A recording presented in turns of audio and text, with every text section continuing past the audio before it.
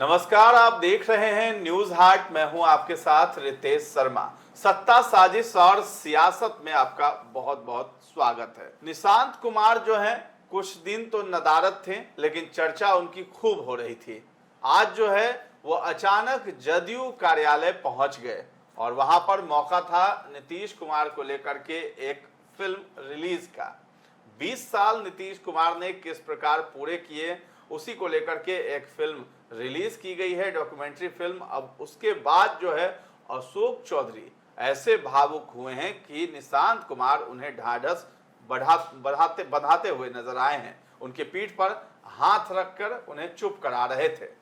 तो ये तस्वीर क्या कह रही है, इस पर हम चर्चा करेंगे। निशांत कुमार जब जदयू कार्यालय से बाहर आए, मीडिया से मुखातिब हुए, तो वहां भी उन्होंने कहा है, सम्राट चौधरी को बड़ा भाई कह करके जो है उन्होंने कहा है, बधाई भी दी है उनको मुख्यमंत्री बनने पर। साथ ही साथ ये भी कहा है कि पिताजी ने जो 20 साल में काम किया है उस काम को आगे बढ़ाऊंगा, जो अधूरे सपने रह गए हैं पिताजी के उसको मैं पूरा करूंगा, जदयू को मजबूत करूंगा। तो एक बड़ा संदेश दे दिया है बिहार की जनता को कि निशांत कुमार बड़ी तैयारी कर रहे हैं। आने वाले समय में बिहार की जनता उनको जो है नजरअंदाज नहीं कर पाएगी।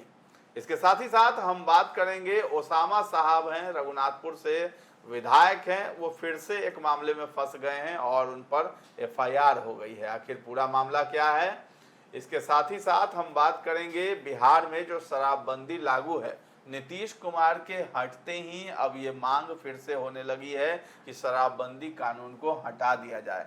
और मांग कोई विरोधी दल के नेता नहीं बल्कि एनडीए के ही विधायक ये मांग कर रहे हैं कि समीक्षा होनी चाहिए, शराबबंदी बिहार में खत्म होनी चाहिए। तो कौन ये मांग कर रहा है, इन तमाम मुद्दों पर हम चर्चा करेंगे। हमारे साथ जुड़े हैं न्यूज हाट के managing editor Ajay Kumar Mishra sir और अनिकेता शर्मा। सर, शुरुआत कर देते हैं निशांत से ही। बड़ा मैसेज दे दिया है, सीएम बने सम्राट चौधरी, बधाई भी दे दी और एक बड़ा मैसेज भी दे दिया है जनता के बीच में। क्या करने वाले हूँ आगे चल करके? देखिए, निशांत कुमार जी कल नहीं थे जब शपथ ग्रहण समारोह चल रहा था, तो वह नहीं थे, है ना। सम्राट चौधरी जब शपथ ले रहे थे लोक भवन में, तब वह कहीं दिखाई नहीं पड़े। नीतीश कुमार जी थे और एक कोने में बैठे हुए थे। एक तरफ सम्राट चौधरी शपथ ले रहे थे, दूसरी तरफ कोने में नीतीश कुमार जी शांत भाव से बैठे हुए थे, लेकिन निशांत कहीं दिखाई नहीं। इसकी चर्चा कल से ही हो रही थी कि निशांत कहाँ गायब हो गए। अब 24 घंटा बाद आज वह जदयू कार्यालय गए। उनका अभियान था दूसरा जाने का। पूर्व मुख्यमंत्री नीतीश कुमार जो 20-21 साल तक बिहार में शासन किया, उसमें क्या उनका रहा परफॉर्मेंस, मतलब उन्होंने विकास का क्या पैमाना खींचा, हर क्षेत्र में जो उन्होंने काम किया, उसके ऊपर एक डॉक्यूमेंट्री फिल्म बनी है, शॉर्ट फिल्म कहिए उसको, वह बनी है, जिसको प्रदर्शित कर रहे थे कौन? निशांत कुमार। नाम बड़ा सुंदर है, मेरा नेता मेरा अभियान, अभिमान, मेरा अभिमान, मेरा नेता मेरा अभिमान। तो इस फिल्म को, और जब यह फिल्म देखे सब, अशोक चौधरी भी वहाँ थे, पूर्व मंत्री जी, तो वह भी थे। वह जब देखे बस रोने लगे, भावुक हो गए। जब से नीतीश कुमार जी दिल्ली जाने की बात करने लगे और उन्होंने राज्यसभा के लिए नामांकन किया, उस दिन से है ना अशोक चौधरी रो ही रहे हैं। जब न तब देखिए कहीं भी आता है नीतीश कुमार जी का ज्यादा भावुक है तो नीतीश कुमार के राज्यसभा जाने से। हालांकि एक बात तय है कि जिस दिन नीतीश कुमार जी ने मंत्रिपरिषद की बैठक में ऐलान किया कि हम जो है अब मुख्यमंत्री पद से इस्तीफा देंगे और आगे जो है अब नई सरकार बनेगी, उस दिन तो सब लोग रोने लगे। बहुत सारे लोग मंत्री रोने लगे, है ना, कई अधिकारी भी रोने लगे। मंत्रिपरिषद की बैठक, कई अधिकारी भी रोने लगे, कई मंत्री रोने लगे। तो भावुक क्षण था वो, लेकिन वहीं तक सीमित रहा। बाद में जो है एक, जब भी कभी कोई उनको याद करता है थोड़ा भावुक हो जाता है, जो उनके साथ इतने लंबे वर्षों तक काम किया, चाहे वो कोई भी मंत्री रहे हों। लेकिन अशोक चौधरी अक्सर हाँ रोक देते हैं, ज्यादा भावुक हो जाते ज़्यादा हैं। भावुक हो जाते हैं। अब निशांत कुमार देखिए नहीं रो रहे थे, निशांत कुमार भावुक नहीं हुए, ठीक है, मान लेते हैं कि इस्तीफा देने के बाद से जो है निशांत कुमार गायब थे, बड़े दृश्य में कहीं दिखाई नहीं पड़ रहे थे। चर्चा हो रही थी कि वह उप मुख्यमंत्री बनेंगे, लेकिन उन्होंने साफ इनकार कर दिया। मनाने की भी कोशिश हुई, वह नहीं माने। लेकिन कहीं से कोई तस्वीर नहीं आई कि वह रो रहे थे। उन्होंने कहा कि वह जो है मतलब मेरे पापा का जो है अपना निर्णय है, हमको इन लोगों का जो काम मतलब नीतीश कुमार जी का जो काम शेष रह गया उसको आगे बढ़ाना है। और उन्होंने यह भी कहा कि हम अभी घूमेंगे, लंबा समय अभी व्यतीत करेंगे, जदयू में रहेंगे, कहें कि मजबूत भी करेंगे जदयू को। मजबूत करेंगे, पार्टी को मजबूत कहीं करेंगे। ना कहीं वो करेंगे, जमीन एक पर करेंगे। अपना पकड़ बनाएंगे, लोगों से कनेक्ट करेंगे। तो बहुत बड़ा कदम उन्होंने उठाया कि पहले पार्टी को मजबूत करेंगे, पूरे राज्य में घूमेंगे घूमेंगे। और नीतीश कुमार की कमी का कितना लोग एहसास कर रहे हैं और उनके Observe किए करेंगे कार्यों की सारी कितनी प्रशंसा कर रहे हैं, इसका वह आकलन विश्लेषण करेंगे। उसके बाद वह कोई निर्णय लेंगे।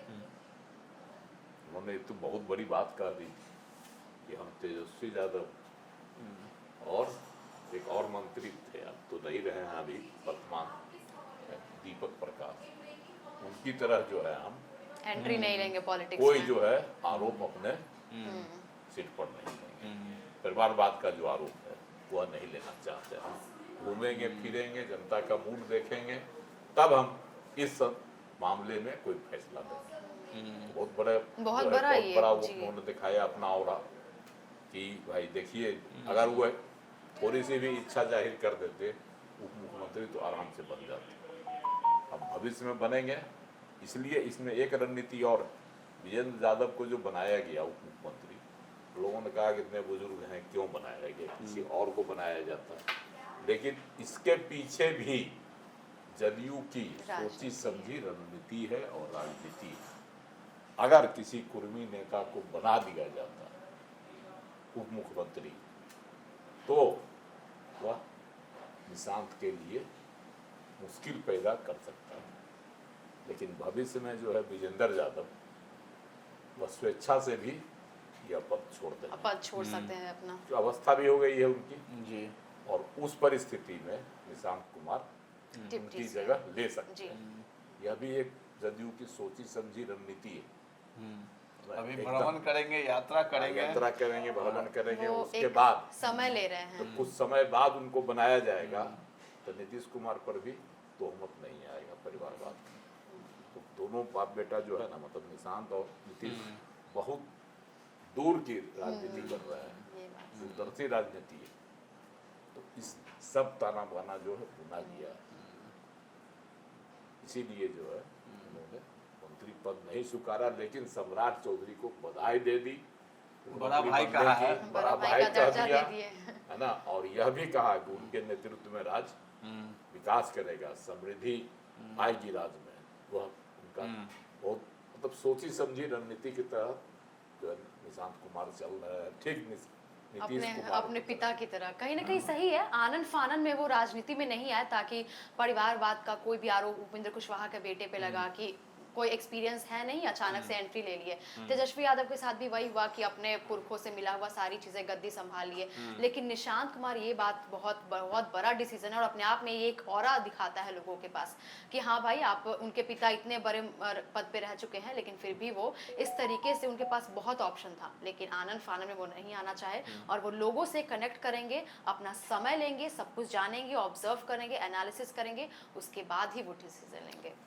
चलिए अब दूसरा मुद्दा। अभी तक तो अशोक चौधरी नीतीश कुमार के सामने रोते थे, अब निशांत के सामने भी रो पड़े निशांत के सामने भी रोकर चलिए। दिखा दिया कि देखिए हमारे दिल में नीतीश कुमार के लिए कितना दर्द है ना। चलिए। बाकी तब नहीं ढाढ़स बंधाए।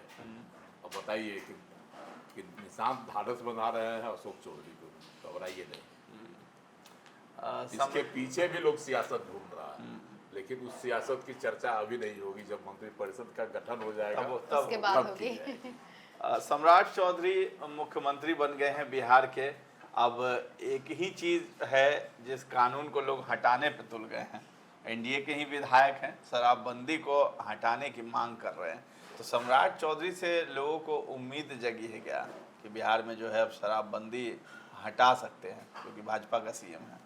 देखिए, शराबबंदी को लेकर बिहार में बहुत तरह तरह की बातें आई है ना, लेकिन शराबबंदी जिस उद्देश्य से मुख्यमंत्री नीतीश कुमार ने 2016 में लागू किया था, है ना, वह जो है बहुत सोची समझी रणनीति थी नीतीश कुमार जी की। हालांकि इसके पीछे बहुत सारे बातें बताई जा रही है कि जब चुनाव हो रहा था 2015 में विधानसभा का, तो शराब माफियाओं से राजद ने पैसा दिया था, है ना, और इसलिए जो है नीतीश कुमार ने शराबबंदी करके तमाम चीज़ों पर जो है उन्होंने रोक लगा दी, न दुकान खुला न कुछ। शराब माफियाओं का जो पूरा जो था ना, शराब कंपनियों का जो पूरा रचा रचाया जो खेल था, उसको एक झटके में नीतीश कुमार ने खत्म कर दिया। लेकिन उनके इसके पीछे उनकी दूरदर्शी नीति भी थी, क्योंकि महिलाओं का उनको वोट चाहिए था। अगर महिला वोट उनके साथ आ गया, हालांकि महिला वोट को अपनी जदयू के साथ जोड़ने के लिए इसके पहले भी बहुत काम किए थे। जैसे देखिए, पंचायत चुनाव में, स्थानीय निकाय चुनाव में 50% का आरक्षण महिलाओं को दिलवाया, तो वह उससे पहले हुआ था। उसके बाद स्कूली छात्राओं के लिए साइकिल, सरकारी नौकरी में साइकिल, है ना, इसकी व्यवस्था उन्होंने कर दी थी। तो ये सब तो पहले कर दिया था। तो इससे क्या था कि पहले भी इनके प्रति महिलाओं में एक हमदर्दी आ गई थी, लेकिन शराबबंदी के बाद से महिलाएं इनकी मुराद हो गई। जब भी नीतीश कुमार को अगर महिला का वोट इस बार भी मिला है, 2025 में भी विधानसभा चुनाव में महिलाओं का अधिक से अधिक वोट मिला है एनडीए को, तो ये एक खासियत थी नीतीश कुमार की, इसलिए उन्होंने शराबबंदी को लागू किया, यह इस उद्देश्य से कि इससे तो सड़कों पर जो छेड़खानियां शराब पीकर होती थी, अपराध में कमी आएगी, घरेलू हिंसा में कमी आएगी, घरेलू हिंसा में भी कमी आई, है ना। सवाल लेकिन उठा राजस्व को लेकर के कि जो घाटा हो रहा है, सरकारी खजाना जो है वो अभी भी चर्चा है कि खाली हो गया। विरोधी भी कह रहे हैं कि वही खाली है, कहाँ से लाएंगे। तब एकमात्र उपाय जो है ये नजर आ रहा है कि इसमें जो है अच्छा खासा जो है राजस्व में जो घाटा चल रहा है उसकी आपूर्ति हो जाएगी। देखिए, राजस्व में घाटा 16 से 10 वर्ष हो गया, शराबबंदी का हो गया ना, तो 10 वर्षों में तो नहीं लगता है कि राज्य की आर्थिक स्थिति डमाडोल हो गई। शराबबंदी लागू हुए कितना 1000 करोड़ का घाटा हो गया, यह भी सही है राजस्व का, लेकिन बावजूद उसकी वजह से देखेंगे जैसे उद्योग धंधे हैं बिहार में, जो मीटिंग वगैरह होती थी, ये सब चीज़ें होती थी, तो उसमें एक ये चला करता है कि शराब वगैरह ये सब चीज़ पार्टियों में चलती हैं, ये सब चीज़ें। तो अब बड़े बड़े उद्योग धंधे भी यहाँ नहीं आ रहे हैं, उस तरह की चीज़ें नहीं हो रही यहाँ पे। देखिए, ये बेतुका तर्क है। गुजरात में तो शराबबंदी लागू थी, अभी भी लागू है, कोटा में शराब मिलता है, लेकिन वहाँ जो औद्योगिकरण उसका जो हुआ है उस राज्य का, उसका कोई मायने है ना। मेन बंदरगाह है वहाँ गुजरात में, इस वजह से भी ठीक है, बंदरगाह है, लेकिन ये है बावजूद इसके यह कोई तर्क नहीं। हाँ, राजस्व में जो हानि हो रहा है उसकी भरपाई होगी, तो इसके लिए है कि उसको जो है समीक्षा करने की मांग लोग कर रहे हैं, समीक्षा करने की मांग कर रहे हैं लोग, कुछ छूट दी जाए, कुछ ये किया जाए। ये है आरएलएम के विधायक, सबसे बड़ी बात ये है कि अपने ही पार्टी के अब लोग बोल रहे हैं, पहले ही से मांग कर रहे हैं। शुरू में जिस समय सरकार थी उस वक्त भी उन्होंने सदन में ही मांग कर दी थी, इसकी समीक्षा होनी चाहिए। दूसरे हैं जीतन राम मांझी, तो शुरू से कह रहे हैं शुरू से वो तो थोड़ी थोड़ी जो है पीने की छूट दी जानी चाहिए। अनंत सिंह ने भी कहा, अनंत सिंह तो जिस दिन एनडीए की बैठक हो रही थी, नेता का जो चयन हो रहा बाहर आए तो उस दिन भी बाहर पत्रकारों से बात करते हुए हम जो है सम्राट चौधरी से मिलेंगे, अब बात करेंगे कि शराबबंदी खत्म किया जाए, शराब की बिक्री चालू की जाए। तो अब भाई देखिए, अपनी अपनी नजरिया है, लेकिन इसकी समीक्षा कराकर जो है कराने की बात, कई बार मुख्यमंत्री नीतीश कुमार भी इसकी समीक्षा कराए, ऐसा नहीं है। लेकिन अब लग रहा है कि जिस तरह से मुख्यमंत्री सम्राट चौधरी पर दबाव डाला जा रहा है शराबबंदी को लेकर, तो इसमें कुछ ढील दी जाएगी। हमको नहीं लगता है जैसे कि हाँ, जैसा पूरी कि तरीके से खोला नहीं जा सकता है ये, ऐसा कि नहीं। क्योंकि- सम्राट चौधरी ने क्या कहा था, कल ही उन्होंने क्या कहा, कार्यभार संभालते ही उन्होंने कहा कि यह जो है मोदी और नीतीश मॉडल पर उन्हीं के चलेगा। मार्गदर्शन पे चलेगा। हाँ, मॉडल पर चलेगा आगे की सरकार। तो जो मॉडल जब होगा नीतीश का, नीतीश के मॉडल में एक अहम बिंदु है शराबबंदी, है ना। नीतीश जी अपने कार्यकाल के दौरान, अपने जो शासन के दौरान इस पर कहीं से भी सवाल नहीं उठने दे रहे थे। कोई भी बहुत मांग की गई, विपक्ष के द्वारा भी मांग की गई, लेकिन उन्होंने कभी नहीं कहा कि हम जो है शराबबंदी खत्म करेंगे। तो ये सब एक मुद्दा है, और शराबबंदी उठाने के लिए पर खत्म करने के लिए दबाव डाला जा रहा है। लेकिन हमको नहीं लगता है कि हाँ जी, मेरे को भी नहीं लगता है कि हाँ, मतलब कि सम्राट सम्राट चौधरी चौधरी पूरी तरीके से इस तरह इसको- से का कदम क्योंकि नीतीश उठाएंगे। कुमार का ये बहुत ही एक अहम हाँ, जो मुद्दा, उसका एक पॉइंट है, ड्रीम प्रोजेक्ट है और नीति। इस चीज को हटाना से कुछ छूट मिल सकता है, लेकिन पूरी तरीके से तो नहीं हो छूट कुछ पाएगा। दी जा सकती है, लेकिन छूट देने का अर्थ हो जाएगा बिहार में कि जहाँ छूट मिली, जब तो पूर्ण शराबबंदी है तब तो यहाँ इतना, हाँ। अवैध शराब बिक रहा है, माफियागिरी चल रही है। जब छूट दे दी जाएगी तो उसकी आड़ में तो यहाँ खुलेआम फिर शराब की बिक्री हो जाएगी। चलिए उसामा साहब की बात कर लेते हैं, दोबारा मुश्किल में फंसे हुए हैं। एक और एफआईआर हो गया उन पर, आखिर मामला पूरा क्या है? देखिए उसामा साहब जो हैं तो अपने खानदानी साहब हैं, है ना, साहबुद्दीन के पुत्र हैं। साहबुद्दीन क्या थे कहने की बात नहीं, सिवान के साहबुद्दीन, है ना, एक ऐसा जाना पहचाना दुर्दांत चेहरा जिसके नाम से ही जो है ना लोगों की रूह कांप जाती है ना। समय के सांसद थे, राजनेता थे, सब कुछ थे, लेकिन उनकी जो कहानियां हैं और उनके जो कारनामे थे, आपराधिक कारनामे, उससे लोग लोगों के मन में खौफ सिहर उठते हैं। और उनके पुत्र हैं उसामा साहब, रघुनाथपुर से राजद की टिकट पर विधायक बने, है ना। इनका राजनीतिक घराना रहा, इनकी मां भी चुनाव लड़ी, लोकसभा तक का चुनाव लड़ी, क्या कहता है आपको, सिवान संसदीय क्षेत्र से, लेकिन जीती कभी नहीं।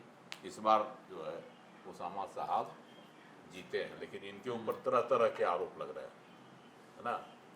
इनके ऊपर वो है महादेवा थाना है जी, डॉक्टर सुधा सिंह द्वारा दर्ज कराई गई प्राथमिकी में उसामा साहब और उनके 30-35 अज्ञात समर्थकों पर जमीन विवाद को लेकर जानलेवा हमला करने, लूटपाट और धमकी देने के गंभीर आरोप लगाए गए।